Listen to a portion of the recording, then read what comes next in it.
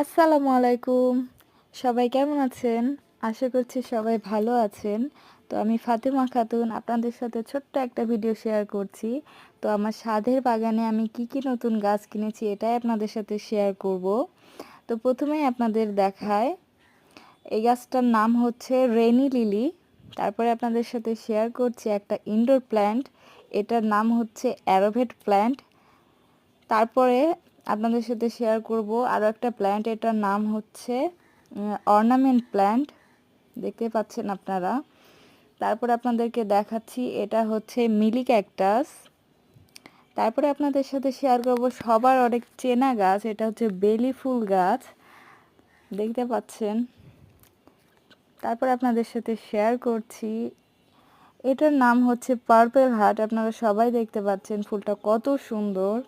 তো এটাই শেয়ার করা ছিল আপনাদের সাথে। তো সবাই ভালো থাকেন, আল্লাহ হাফেজ।